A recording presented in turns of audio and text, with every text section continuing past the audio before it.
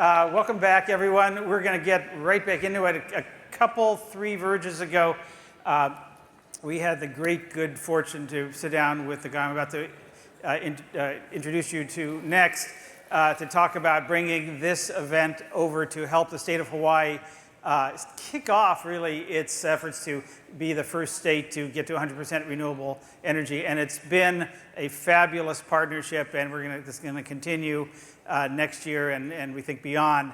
But to talk about not that, but about the bigger world of visualizing renewable energy and how one state is helping to get to that goal, please join me in welcoming the State Energy Administrator for the state of Hawaii, our good friend, Mark Glick.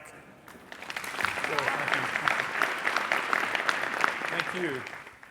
Am I on? Yes.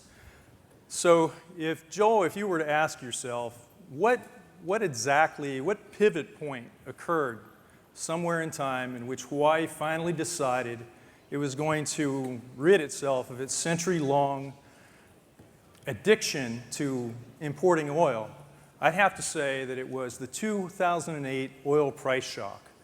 That's when, as you know, prices of crude oil went north of $145 a barrel, and it crippled the economy of many developing nations, and of course started a worldwide recession. But in Hawaii, it just simply halted the economy.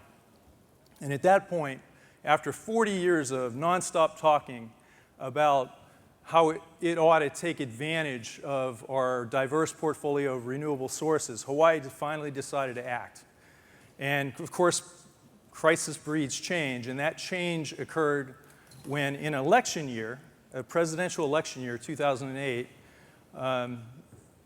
unbelievably, Democrats and Republicans got together and decided we're going to set a new course. I mean, you can almost hardly imagine that would happen today. But the new course was to go 40% renewable in the power sector and to reduce consumption by 30%. And create a new coalition, Department of Energy providing critical resources and human capital, and also bringing forth a whole host of energy stakeholders with the utilities in hand to make a change.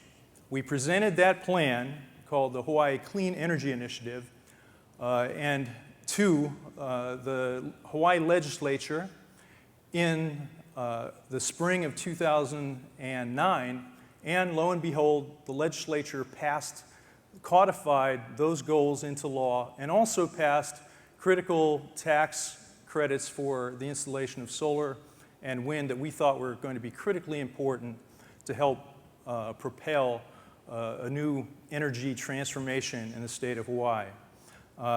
Those were the steps that lit the fire. But almost as immediately as we lit the fire, there were powerful forces trying to tear it down, trying to stomp on that fire. And I remember one economist in particular, this was my favorite, said that the tax credits that we had just passed were a complete waste of money, complete waste of taxpayer money with zero public impact. Another prominent naysayer was oil and gas consultant, not surprisingly, who also had his own version of this, and he really struggled with the idea that renewable energy would take off in Hawaii because, after all, the prices were so high and inflexible.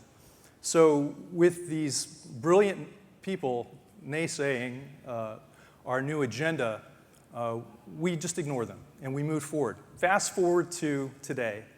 I'm glad to report that today we stand at 25% renewable energy. And through the strength of that alliance, we were able to convince the legislature in 2015 to increase our renewable portfolio all the way to 100%. So when Governor David Ige signed Act 97 into law, we were the first state in the nation, and I believe still the only state in the nation, to have a 100% renewable portfolio standard. Thank you. Well, President Obama was impressed. He immediately tweeted and said that Hawaii had just created this goal of 100% renewable energy, but not everyone was impressed. The Wall Street Journal did actually a pretty well-written article, but it explored the problems and promises of the utility, America's utility system going green. And it did interview us and asked for our impressions, particularly on the sticky subject of interconnecting distributed energy resources. And I was very honest and I said, you know, as before, we're going to work with our utilities and we're going to get through this. Highly optimistic that we'll do that, very confident that we'll ultimately meet all of our targets, including the 100% goal. But I was really struck by one of the comments on the online version of that article that said that there's no way that a state like Hawaii, so dependent on international tourism and on retirees, to be able to be sustainable at prices that were going to certainly escalate by 10 to 15% under its current plan. And it really sort of chided our state's elected and unelected officials to reconsider this disastrous plan.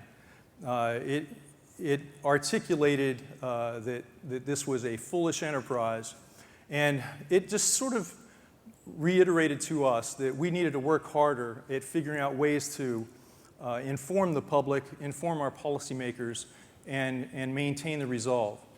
And so one of the things that we had wanted to do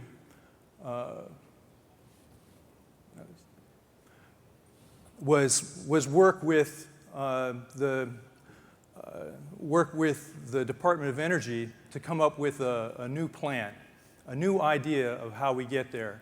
And we were very pleased that the Secretary of Energy considered the plan that we had laid out in Hawaii and our approach so far to be extremely laudable, and said that it was the most ambitious energy transformation in the United States, and that they were willing to continue to invest money as they had done in the beginning on scenario analyses, on integrated wind integration studies, solar integration studies, to be able to help us move forward.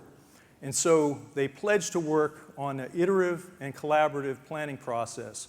And we were able to win a grant that we called the Hawaii Advanced Visualization Environment Nexus, which meant that the people that come up with acronyms in our office are almost good as those that come up with acronyms in the Department of Defense. And that Haven program was really meant to take the complex data sets that we were going to use to plan and turn them into advanced visualization tools by doing high-resolution imagery and modeling, and to be able to use the brain to look at data in a much more better way, so that when we were comparing and contrasting demand response solutions and we're looking at integrated resources for utility scale solutions, and we were looking at distributed generation, that we were able to compare and contrast them in a new environment in which we could look at the trade-offs in a much clearer way. We agree with Amory Lovins when he talked about this approach as really kind of being the conductor of a grand orchestra, putting the pieces together. But in Hawaii, we felt like we needed to go a step further, because if we take the analogy further, in Hawaii what you really have is a conductor, which are the utilities, but they're also the musical director, and they're also creating the sheet music and interpreting the sheet music and laying out essentially their own plan. When we did that in Hawaii for the last 2 iterations of the planning process, the Public Utilities Commission has rejected that because those plans were not effectively aligned with public policy. So we felt like what we should do is, in this new environment that looks something like that, get into a room with the planners of the utilities, with credible people on our own front who have the ability to talk their own language, but also help establish the guiding lights, the key principles also look at the assumptions underlying those models and make sure that we get off to the right start.